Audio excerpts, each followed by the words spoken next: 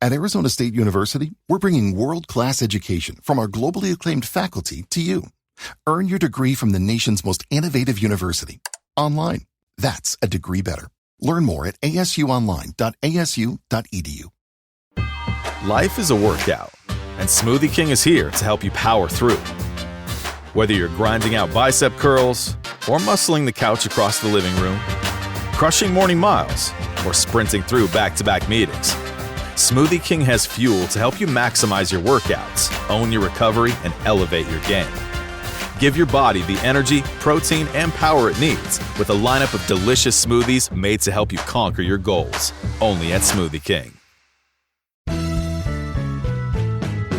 This is a Bramble Jam podcast.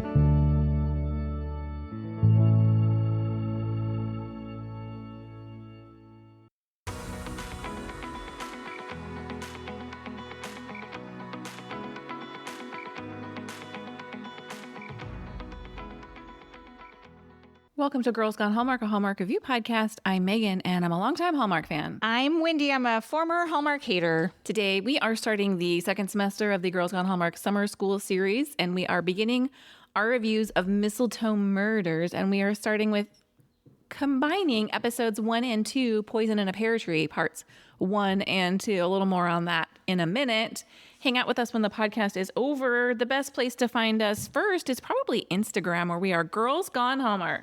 Hey, we are on Facebook, in Facebook groups. In particular, if you are looking to join a Hallmark-friendly Facebook group with cool people who like to talk Hallmark. And they know their stuff over there. Yeah, it's called Girls Gone Hallmark in Facebook groups. As mentioned, just a quick schedule adjustment. We had initially planned to review each episode of Mistletoe Murders separately. And then upon watching them, we thought maybe that wasn't the best idea because we realized, I didn't know this ahead of time, that each mystery spans 2 episodes. Yeah, I didn't know either. And we thought we would just combine them and do them kind of like a movie. So minor schedule adjustments. Yeah, so this will only run for 3 weeks as opposed to 6 weeks. Right. So new episodes every other week. Oh, is that what we're going to do? Oh, you want to do them back to back? Yeah, I just figured we would just drop them the first 3 weeks, the first 3 Thursdays. Oh, interesting. Okay. And then in August, we'll just leave those Thursdays empty. Because you guys, behind the scenes, August is busy. It's busy, but we're also preparing for the onslaught of Christmas content. So we're going to take a little break. Great. Let's start with a synopsis. Christmas shop owner Emily Lane investigates a murder at a tree farm. That's all I got. Mistletoe Murders was created by Ken Kuperis, and he is credited with writing the first 2 episodes of the series. He was executive producer of the Mistletoe Murders podcast series, which the TV was based on. He's also been a writer and a producer on the Hallmark adjacent series Hudson and Rex. Hudson and Rex, there it is again. Grant Harvey directed the first 2 episodes of Mistletoe Murders. For Hallmark, Grant has also directed 14 episodes of The Way Home. His additional directing projects include Heartland and Orphan Black. The one and only Sarah Drew plays Emily Lane, our shop owner with a mysterious past. Sarah has 53 acting credits, including 204 episodes of Grey's Anatomy as April Kepner. For Hallmark, she has appeared in Branching Out, One Summer, and Guiding Emily. Peter Mooney plays Detective Sam Wilner. Peter must have big cop energy because among his acting credits, that was really good, Megan, includes roles like Ricky Blue and Burden of Truth. Sierra Marilyn Riley plays teenager Violet Wilner. This was her very first acting project, and she has since appeared in the series Motorheads. Kylie Evans plays town busybody Brooke Carmichael. You might recognize Kylie as Stephanie from the series Good Witch. Lara Amersay plays June Hubble, a murder suspect and Emily's bestie. Lara has had roles in Workin' Moms as well as the Prime Video series Cross. David Hewlett plays Ray, the furniture salesperson with a shady side hustle. David has a deep resume. His longest running role was on Stargate Atlantis, where he has appeared in 99 episodes. Steve Lund plays Marcus Donovan. Steve was in all 4 Hearts Around the Table movies and is appearing in season 3 of Sullivan's Crossing. Mistletoe Murders is based on the Audible original podcast by the same name. We are going to take a quick break, and we're going to come right back with our first impressions.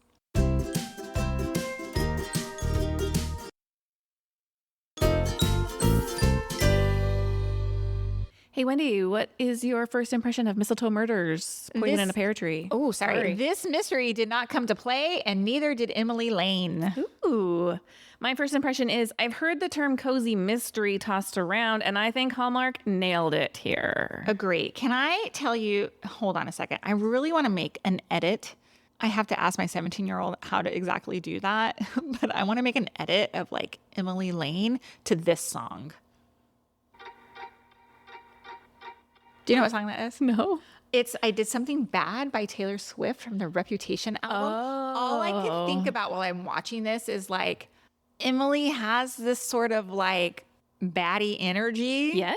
And I'm loving it. Love.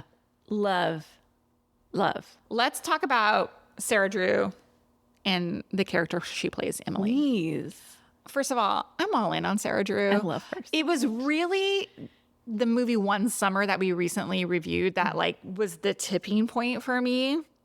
Yeah, she's so good in guiding Emily, though. She is very good. You're right. She's very good in that movie. And quite frankly, as April Kepner, like she's good. I didn't watch Grey's. I don't know her as that character at all. She's a good actor. I have a suggestion for you, new TikTok fanatic. Just search April Kepner on TikTok and you'll get some of her iconic Grey's Anatomy. I mean, she has this heartbreaker of a storyline. She's so good. Oh, I'm excited. I will. But she's so good in this.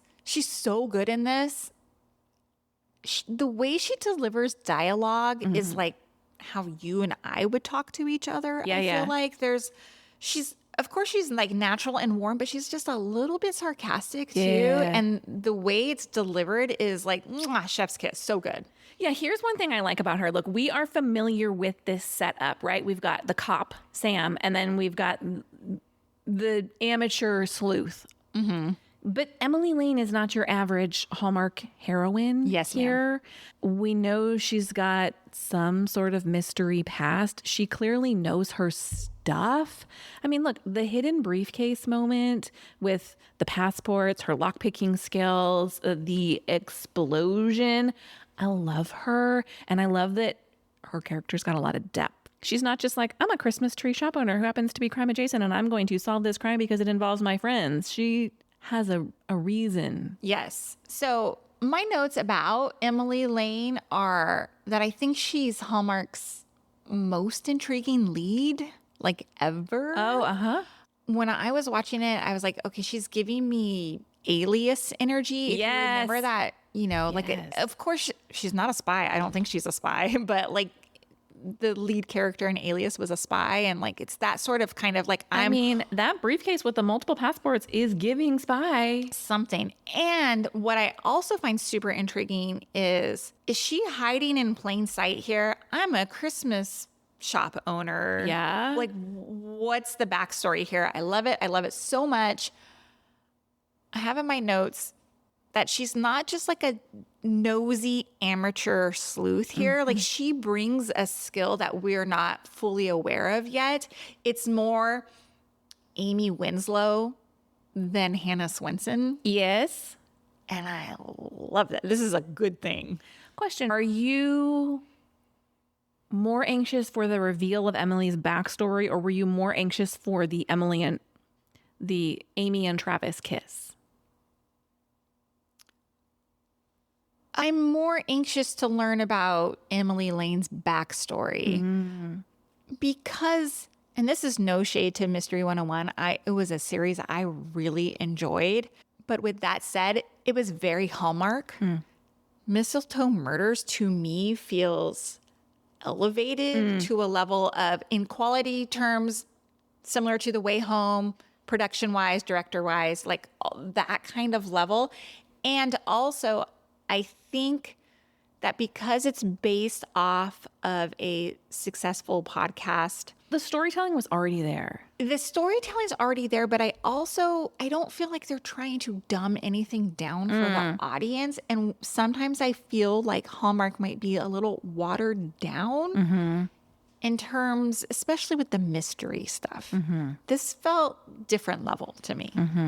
I think one thing they do nicely is balancing the tone in this movie. Like there is some sinister stuff, gambling debts, blackmail, shady business deals, and yet they balance it.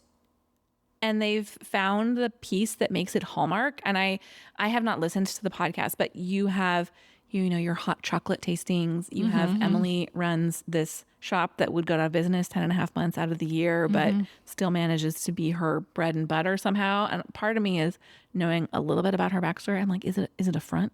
Is it a sham? Ooh. I don't think it is. I think, Hallmark is the only place where this could work.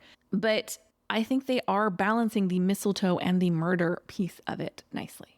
I agree. And while watching this, I'm not a huge fan of Christmas. Yeah.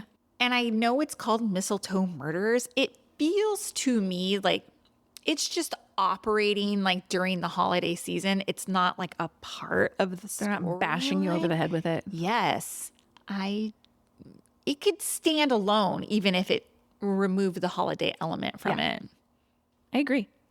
I imagine it's not going to. I imagine season 2 is going to pick up during the holiday season. Sure. As well. I really enjoyed the story where we have all these clues, the baseball, like all these clues start to reveal themselves, right? And they're coming to Emily. Like I know she's out in pursuit of information, but it's like these clues are falling into her lap a little bit. Like when she's at the bank and she sees the baseball and then she puts the player names and the fake name together. And when Lizzie comes in and Lizzie's looking for a specific cookie and she's starting to put like the pieces together of, Lizzie must have been with Marcus that night, et cetera, et cetera. It's like enough to keep me like interested, but I'm not like trying to piece it together and put it together myself. I think a huge piece of that is the voiceovers because we don't have to guess what she's thinking. She's like, oh, that means X, Y, and Z. I think one of our complaints about mysteries is they give us so much information that sometimes it is hard to follow. And because she is piecing it together in her head and we hear that inner monologue, it helps us keep up with what's going on. Yeah, so you don't need the big like explanation at the end of the episode. Yeah. I want to talk about Violet, the daughter Violet. Yeah. Scene stiller for me. I loved her. She has this line when her dad comes into the Christmas shop and they're talking about perhaps maybe a killer on the loose. And she says, do I look like final girl material to you? I just was like, I love the writing. I love this actor. I can't believe this is like her first project. I thought she was really good. She vibes nicely with the guy that plays her dad. And she's she doesn't feel the role of best friend. Like obviously Emily has like the best friend who gets in trouble in this episode. Not, she doesn't get in trouble, but is suspected in this episode. But she's, the sounding board at work. Yep. And it just works. Yeah, she uses the line resting cop face. It's great. It's great. I love it.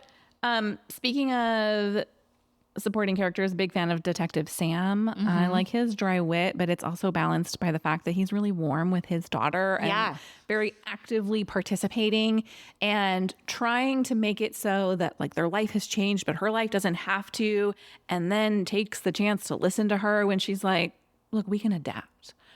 Our life doesn't need to be a carbon copy of what it was before. And he hears her and adapts to what she needs. And obviously you see him kind of warming to Emily and the skills that she brings. Like he's mildly annoyed that she's running her own investigation, as he should be, quite frankly, but acknowledges, the help that she's offering, kind of softens towards her. Obviously, we see where this is headed. I'm really enjoying Detective Sam. I agree with you. He's attractive. I don't love the trope of I'm annoyed at this amateur sleuth story. And maybe it's just because we've watched a lot of mysteries. Yeah, but she also stomps in and she's like, give me this information. He's like, get the heck out of here. No, I agree. I love when he clocks her and he's like, not all investigations are an Agatha Christie, story or whatever. Yeah, except bro, you're living in one. Yeah, exactly. Exactly. My final like is, and we talked about it at the top, this 2-episode arc, very smart move. Yes. So smart. I love it. And it ties in with my final link, the final scene we get that kind of wraps up all of these storylines. It's told without dialogue. Lizzie's telling Trent the truth. We see Gordon waking up in the hospital. Sam and Violet doing their care. Like, we're wrapping up all these storylines. Emily and June are at the bar. Emily exchanged gifts with Ray. You know, it gives us like closure, but then opens the door to the next thing. Yeah, I'm curious to see because I have not watched episode 3 yet. Do we get new characters introduced at all? We would have to because I can't imagine. Yeah, the cast is deep. This pool of people are not going to have another murder. Yeah. I would hope not. Yeah, I imagine we'll still see June, right? Her best friend. We'll Did still I see read Violet that and Sam. Tom Cavanaugh joins the cast? In season 2, I think. Oh, in season 2? Is that what it is? I think so. Okay. Interesting. That feels like a heavy weight. Yeah. Somebody who has a lot of experience. We didn't talk about it, but the character of Ray, and I put this on our Instagram stories. Yeah.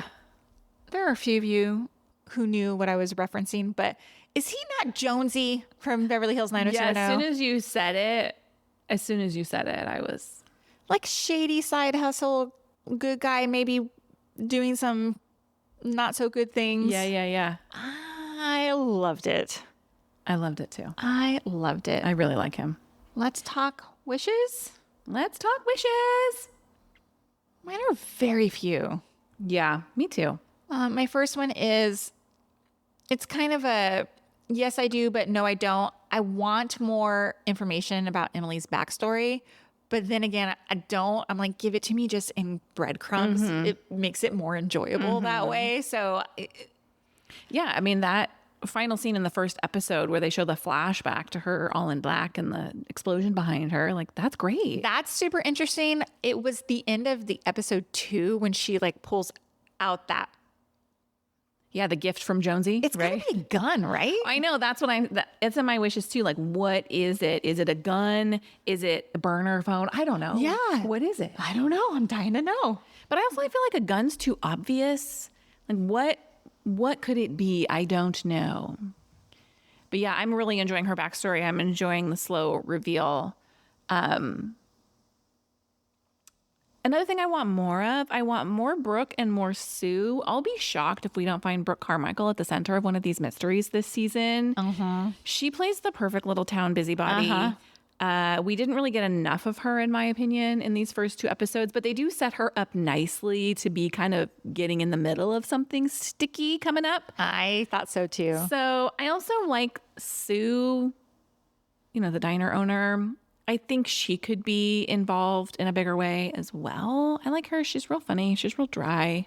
So here's the thing that we see in a lot of mysteries, and that is that the murderer is someone who often we don't know a lot about.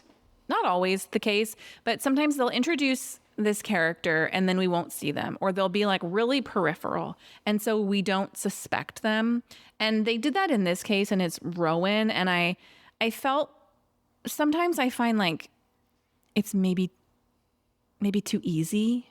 Like, it felt a little bit like he came out of nowhere. Like, I did feel like he was suspicious from the moment he finds her in the woods. Yeah. But we don't get enough about him until we, discover that he's sleeping in the loft and all of that. So You just came out of nowhere. do you wish it was somebody more obvious? Maybe. Somebody who is like a bigger player in the story. Yeah. Yeah, I hear you. That's it. Well, let's talk. Did you see that moment? I have 2. Okay. And they're not typical did you see that? They were just standout moments. to me. Yeah. Same. The first one is when Emily is pressing Anna, the daughter, about your dad is tech challenged. He wouldn't know how to send an anonymous. And it's an acting choice that Sarah Drew makes. Like, she's asking her a question and then she goes like this with her eyes. Like, and you guys obviously were on an audio podcast that I just did, but her eyes said, go ahead, answer me. You don't have an answer. Yeah. I just thought it was a really good scene. Yeah. What do you have to say to that? Yeah, it was just so good. She just like, it's almost like when you like make, God, my dogs are so loud.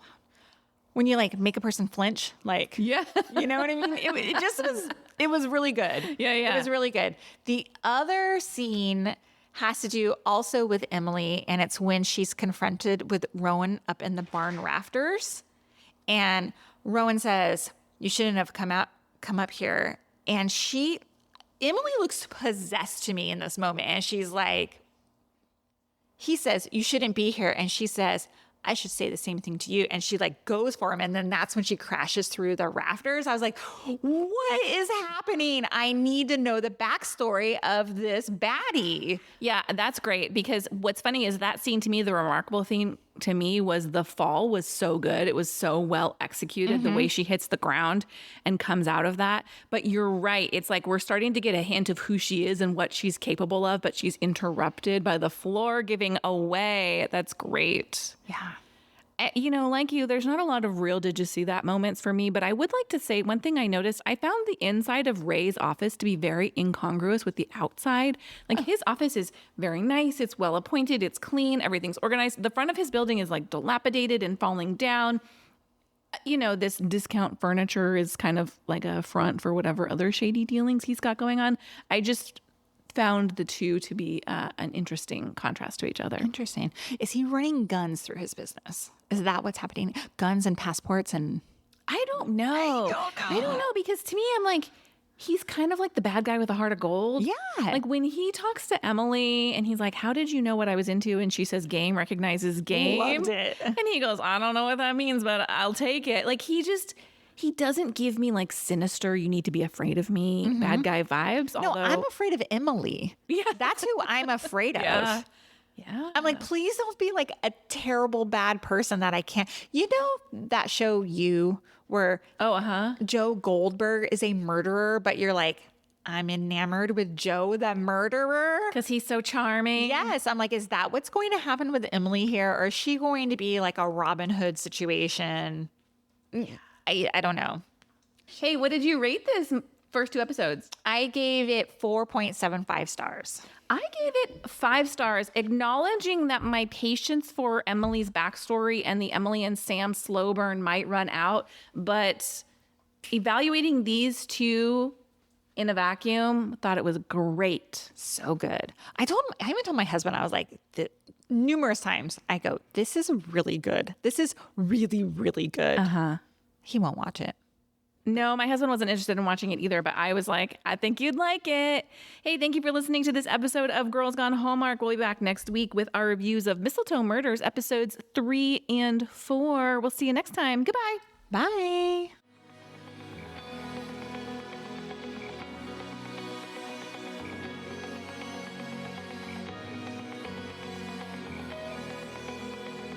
All right, friends, before we go, just a quick heads up. You're about to hear some ads. These little gems help us keep the show running and the Hallmark love flowing.